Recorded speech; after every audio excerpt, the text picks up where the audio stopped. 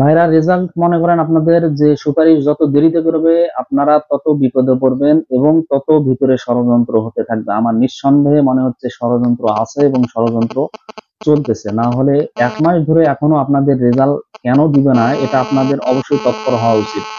আপনাদের যে নেতৃত্ব দেওয়ার মতো লোক, মূলত ইমরান ভাইকে বলবো, আরো যারা যারা আছে অবশ্যই আহ গিয়ে খোঁজ নেওয়া উচিত। না হলে এরা যেভাবে চালাবে মনে করবেন সেভাবেই চলবেন, তাহলে দেখবেন যে আরো 2 মাসও আপনাদের রেজাল্ট পাবলিশ হবে না। এর আগে বদলি প্রক্রিয়া চালু হবে। বদলি যদি চালু হয়ে যায় তখন দেখবেন আপনারা আরো বড় আহ হুমকির সম্মুখীন হবেন। এর ভিতর আবার নতুন করে এই যে অনুত্তীর্ণরা মানববন্ধন করতেছে, এনারাও যদি আবার সক্রিয় হয় পরবর্তীতে, এনারাও যদি ঝামেলা করতে চায় ঝামেলা করতে পারবে। ঝামেলা করলে কিন্তু আমাদের করার কিছু নাই। অতএব আমাদের সক্রিয় হয়ে তাদের থেকে দাবি আমাদের যেগুলো আছে আদায় করে নেওয়া উচিত। আর 13 তারিখে আজিজ স্যার যে ঢাকায় সমাবেশের ডাক দিয়েছেন, কেউ বাদ যাবেন না, সকলেই চেষ্টা করবেন যারা একটু একটু করে। কারণ এটা একটা ম্যাসিভ আকারের বৈষম্য। এখানে আপনার সরকারি একজন পিওনের বেতন 15-16 হাজার সর্বোচ্চ করলে সেখানে আপনি 14,000 সামথিং এরকম কিছু পাইতে পারেন। তো মানে এটা মানে কি একটা আপনাকে শুধু একটা গ্রেড নামে মূলে একটা ঝোলাই দিচ্ছে যে 10ম গ্রেডে পাচ্ছেন বা 11 গ্রেডে পাচ্ছেন কিংবা 9ম গ্রেডে প্রভাষকে পাচ্ছেন।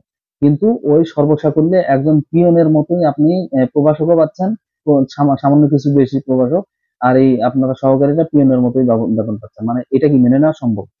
অতএব এই বৈষম্যের জন্য আজিজ স্যার ডাক দিয়েছে। এই বৈষম্য নিরসন না হলে কখনোই জাতিকে উন্নত করা যাবে না।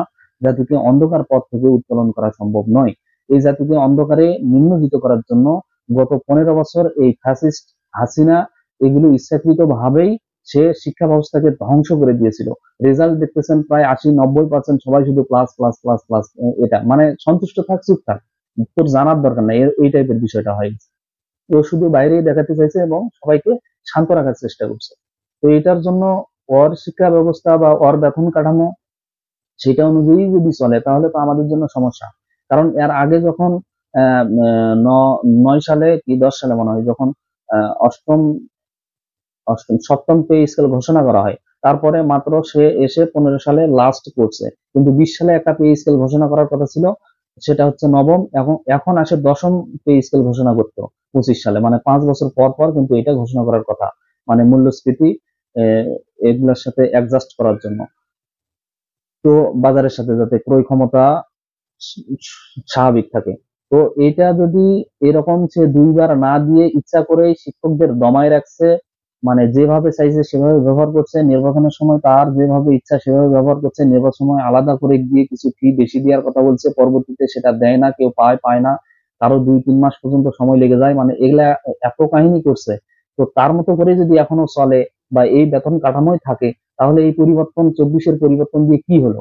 অতএব এই পরিবর্তন হয়েছে সেটা দৃশ্যমান পরিবর্তন যাতে সব জায়গাতেই হয়।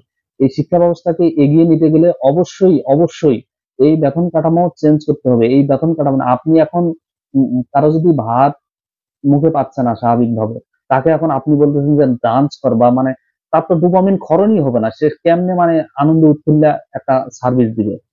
মানে আপনি, তার টেনশন হচ্ছে সে ক্লাসে আছে, তার মাথা আছে যে তার ব্যবসা বাণিজ্য কিংবা জমিতে জমি লাগাইতে হবে, এগুলা টেনশন। কারণ হচ্ছে আপনি যে বেতন দেন এই বেতন দিয়ে তার স্বাভাবিকভাবে তার ফ্যামিলি সার্ভাইভ করতে পারে না। অতএব ফ্যামিলি সার্ভাইভ করতে না পারলে, স্বাভাবিকভাবে না পারলে অবশ্যই তাকে অন্য পন্থা অবলম্বন করতে হবে। এখন আপনি বলতেছেন যে আপনি সার্ভিস ক্লাসেও দেন, এখন বাইরেও গিয়ে সে এগুলো করবে। অবশ্যই তার এখানে 45 মিনিট বা 1 ঘন্টার যে ক্লাস নিবে, শুধু আসবে যাবে, এই টাইপটা হওয়াটাই স্বাভাবিক, অস্বাভাবিক কিছু নয়। কারণ আপনি একটা বর্তমান সময়ের একটা আমাদের অঞ্চল অনুযায়ী একজন পাইট বলে, যেটা মানে দিন হাজরা, সেটার পায় 600 টাকা। তো এখানে এই হিসাব করলে দেখা যাবে 4 থেকে 420 টাকা সামথিং মনে হয়। আর যাদের 10ম গ্রেডে ঢুকবে হয়তো 500 টাকা কম বেশি যাই। তো মানে একজন পাইট দেয় তার থেকেও আপনার বেতন নিম্ন। তো আপনি কিভাবে সেখানে সার্ভিস দিবেন এত সুন্দর বা এত ভালো সার্ভিস দিয়ে, যেখানে জাতি গড়ার কারিগর তাকে আপনি বলতেছেন? মানে এটা কেমন হচ্ছে, জমির ভাগ দেওয়ার সময় যেরকম মেয়েদেরকে বলে তোর জন্য দোয়া করলাম আর ছেলেকে দিয়ে দিলাম, এই টাইপের বিষয়টা হয়ে গেছে। অতএব এই ধরনের ভণ্ডামি মেনে নেওয়া কখনোই যাবে না। অতএব আজিজ স্যার 13 তারিখে ডাক দিয়েছে, সকলে স্বতঃস্ফূর্ত ভাবে এখানে একত্রিত হবেন।